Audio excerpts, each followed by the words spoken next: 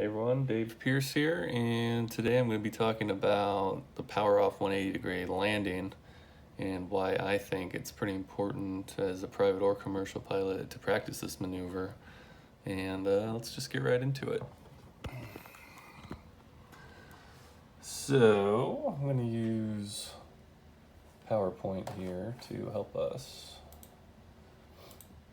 with this presentation. All right. Let's go to the first slide. So what is the power off 180? So we all know as new to be commercial pilots, just like what it says here, a beam and aiming point on downwind, cut your engine power to idle. Normally at pattern altitude, you maneuver to land as close to your pre-selected point as possible. Most pilots will pitch for best glide speed, at least initially, to improve their chances making the runway point. So what we're doing here is combining a variety of different things into this maneuver. One is you're simulating an emergency, right? So we've lost power, we're in the pattern.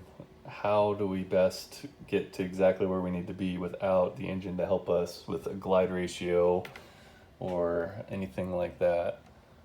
So yeah, there's a lot of things that this can help us with. So let's go on to the next slide here. So why is it important?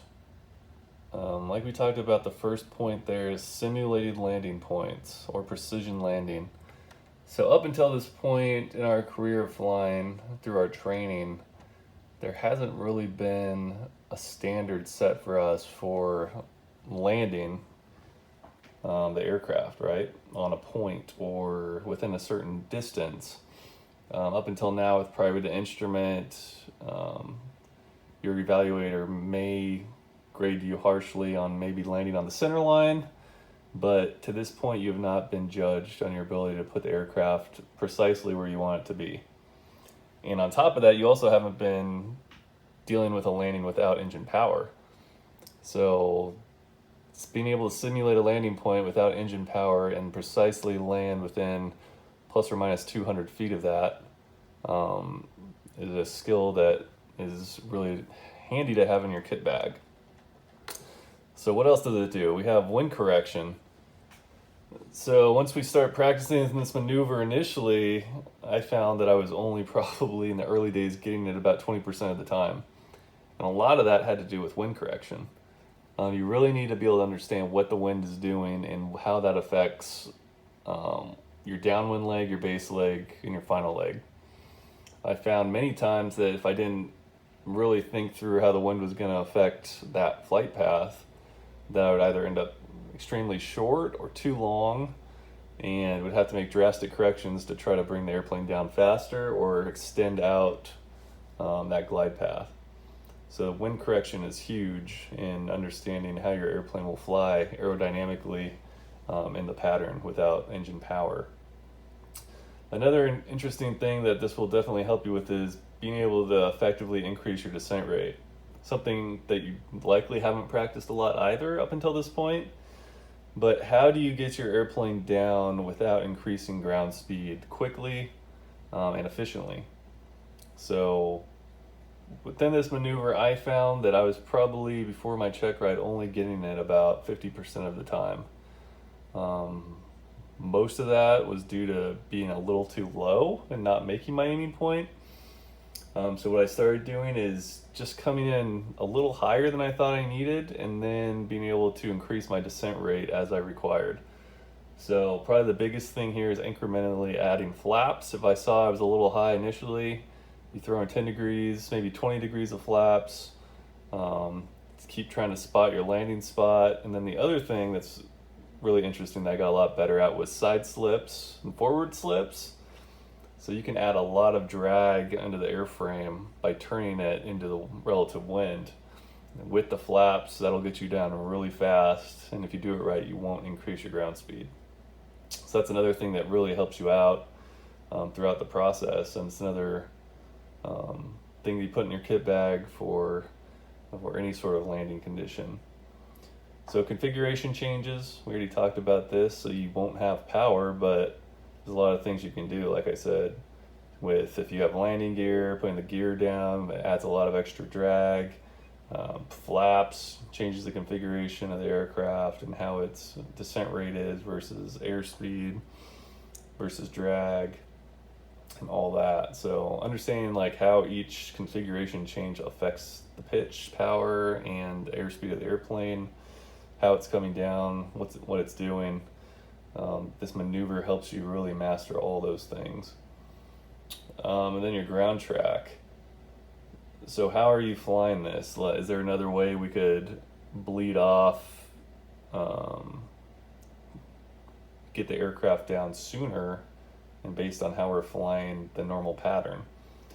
And there is, if you notice you're a little low on your, as you're coming in on your downwind leg, nothing says you have to square off your base leg for final. You can cut a 45-degree angle right back to the runway. And I've done that before where I was coming in a little low. You just have to, it's all based on your environment and what you're seeing out of the windshield, how you correct to get back on path. If I was a little high, I could really square off every piece of the pattern from the downwind to the base to the final. I could do S-turns inside of that final approach to lose more altitude. I could then add a slip in, could add flaps, all that thing. But basically we're talking about the ground track and how we get the most out of that to help us. And then of course speed control is big, because I found early that if I was, say, too high on final, inside my aggressive slip to try to get it down where I needed to be, oftentimes I would gain a little extra airspeed, and then I'd be at the spot I wanted to be for my flare, but then my flare would extend much further than I wanted to, and I'd actually go past my aiming point by considerable margin. So being able to understand airspeed and how that affects your basically flare and your touchdown point is huge as well. If you're carrying even 5 to 10 knots more than you should onto that final leg, you're going to float and you're going to miss your aiming point.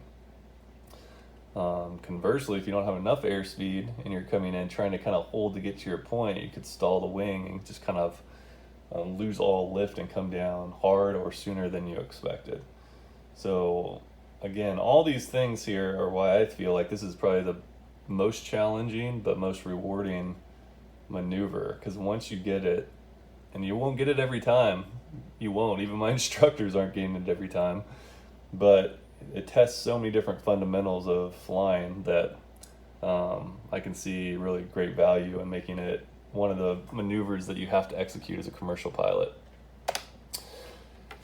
So here's the conclusion. Again, one of the hardest, most accurate practice things a pilot can practice. We never know when we may find ourselves in an emergency situation, and this maneuver does a great job of simulating several problems a pilot may have to deal with simultaneously in such a situation. So again, I hope you enjoyed watching my kind of take on the Power Off 180, and I hope everyone out there is practicing it and gets comfortable with it, because it is a very important thing to learn. All right, thank you.